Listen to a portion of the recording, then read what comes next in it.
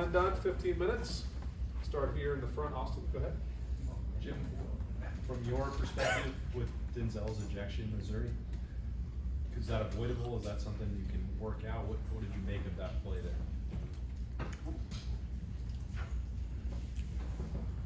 It's unfortunate. Understand the rules and trying to protect players. It's just have to keep your head up. You know, it's a gray area.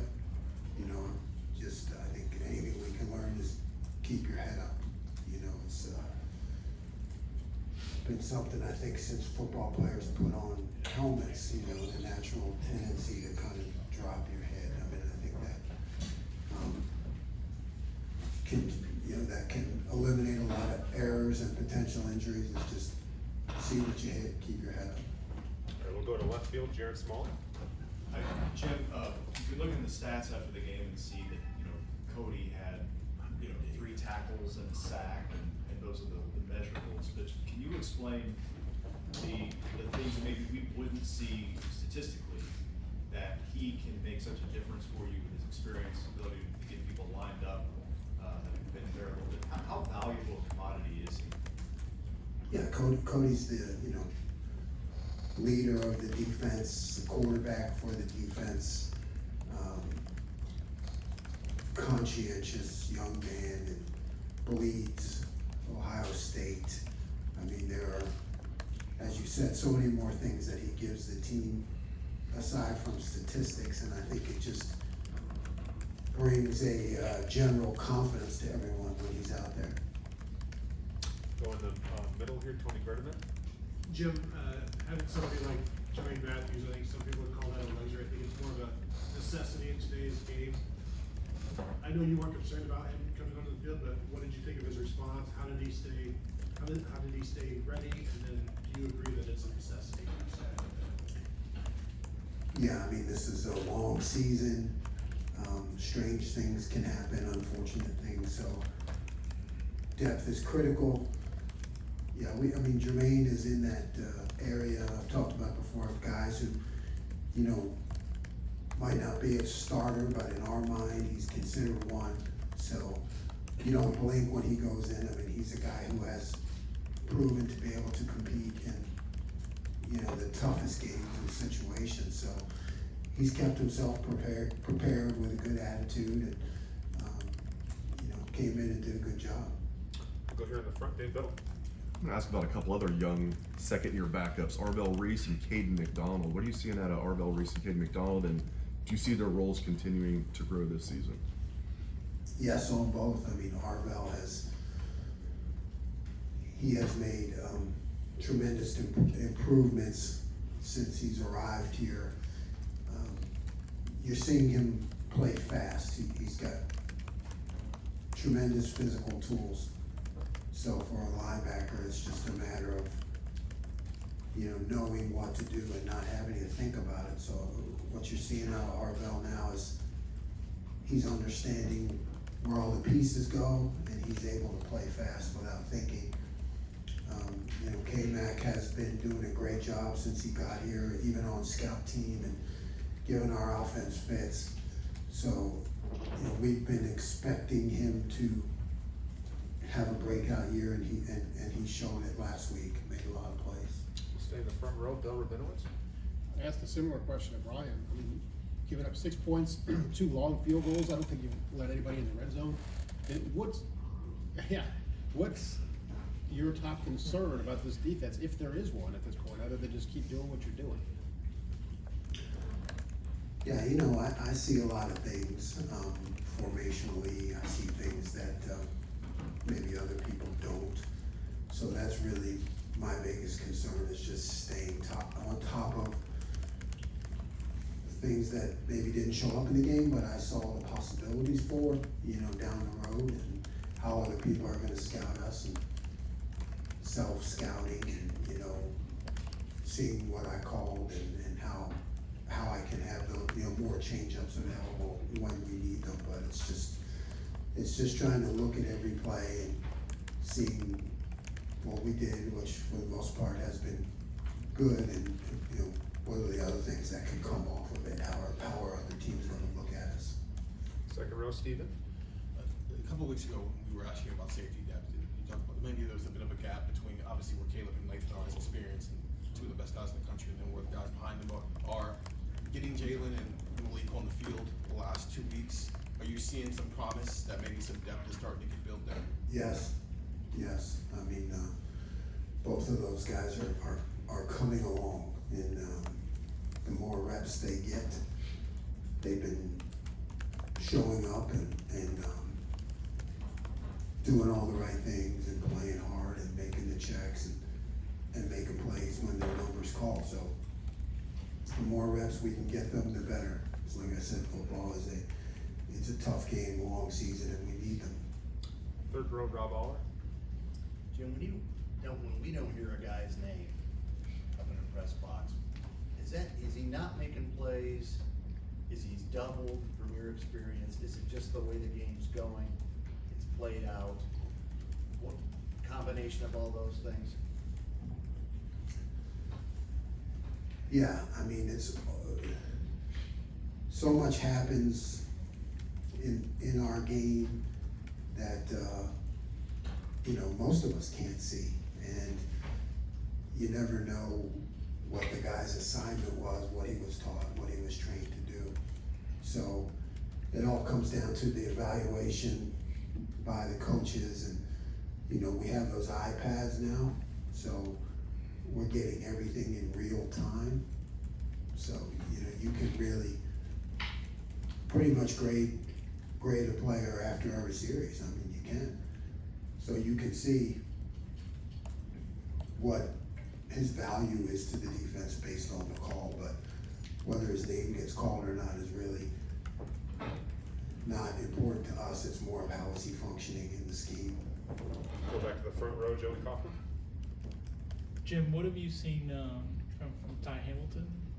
He's made an impact, and just what's he doing there? Yeah, I mean, he's been making an impact since I've been here, but he has developed into a dominant player. I mean, he's a guy that can control the interior of the line of scrimmage, and that's a big deal. I've always said when your defensive tackles make tackles, it allows you to do other things in coverage and how many people you commit down to the box.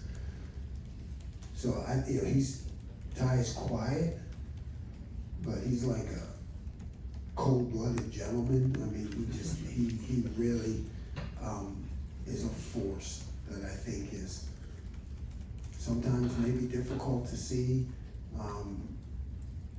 But when you watch the tape, he is knocking people back and really just creating some difficult situations for the offense.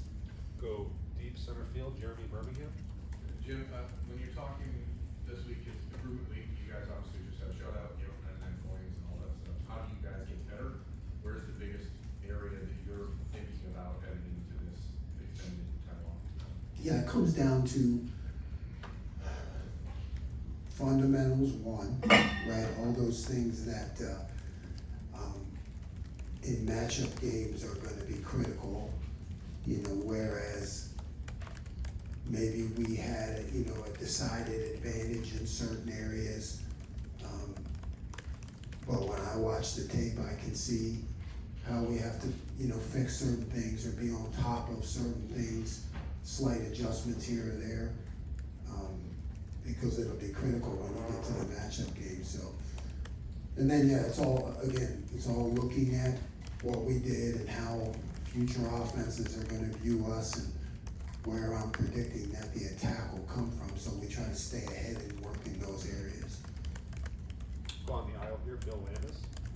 Jim, with Arbel kind of making the push he seems to be making, and obviously Cody and Sonny at linebacker, are there any discussions about different ways for CJ to still impact things for the defense? I'm just wondering if he could potentially be more of a line of scrimmage guy than a linebacker. We haven't discussed that because CJ is still developing very well, and he's considered very much a part of that mix. With those guys at linebacker, But, you know, I've said it before, and it's always in the back of my mind because, you know, I think he has those gifts and tools to be able to do something like that, so. It's nothing we've really, discussed, but it's always there for me, cause I know it may come into play at some point. What brings it to the front of your mind? I guess what would have to happen? Well, it would have to, you know, you would have to, maybe, experience some depth issues in other places, you know, I mean, we're so, talented on the edge right now and our depth is so good that it's not something that we need to do right now, but, you know, if something comes up, it's always a possibility. Got time for 3 more, we'll go to Cameron T. Robinson. Jim, kind of continuing on that, and I think a lot of times this summer we thought of the linebackers, Sonny, Cody, and CJ.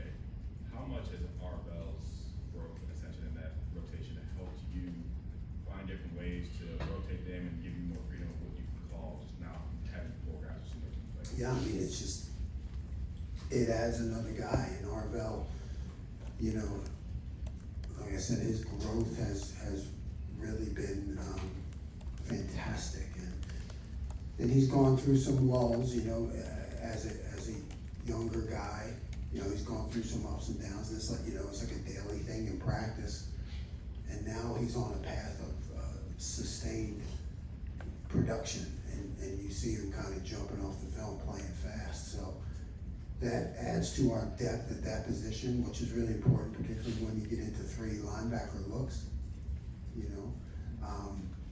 It's an extra guy, and we need 4, we need 5. You know, I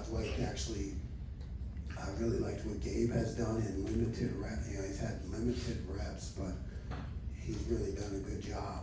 So I'd like to see him starting to get into that mix, but Arbell has certainly helped us. On the aisle, Spencer Holbrook. Jim, how important is it this week during the improvement week to get red zone defensive reps against the offense? You guys have it. Yeah, we do it all the time. Yeah, we do it all the time, and Coach Day puts that in constantly. We do it every week. You know, of course, we do it against the scouts when we're going against an opponent, but we do it against our offense too. You know, good on good. Red zone pass stuff, and you know, regular red zone. You keep it in, you know, against good competition all the time. And we'll wrap it up in the front, Tim May. 2 games in, what is the greatest luxury of the way Lathan Ransom and Caleb Downs are playing? Have they played up to the standards you expected?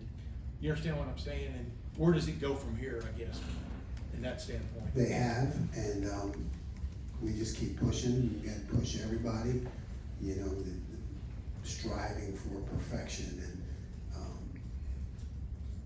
you know, those are 2 guys, you know, let's face it, we haven't had to unleash very much, so to speak. But you've seen on those specific examples, when we have unleashed them, you know, they go from A to B pretty quick, Yeah. you know, so I think it's just a matter of continuing to push, put some tweaks in, keeping their aggressiveness alive through the different call. Like, we just haven't had to do it very much. Yeah. But when it shows up, it's pretty cool. And like you said, you hardly ever sleep, drink a lot of coffee, whatever, but is there any kind of comfort of having those, you explain the comfort level of having 2 guys like that on the backside of your defense? Yeah, I think you just, I don't wanna say take it for granted, but you don't sweat it. I mean, it's just, you know you can go in to those 2 and say, hey, this week we wanna do it this way. And by the way, against this, I want you to make this call. Okay, ready, break. You know, you know what I mean? You know, when you have to put in these slight adjustments week to week, it's not something you don't say, oh man, can that guy handle that? You know, you just kind of roll. Okay, here's what we're gonna do, and then, okay, got it, coach, and that's it. So it certainly makes it easier to make adjustments. Thanks, James. Thank you. Thanks, Jim.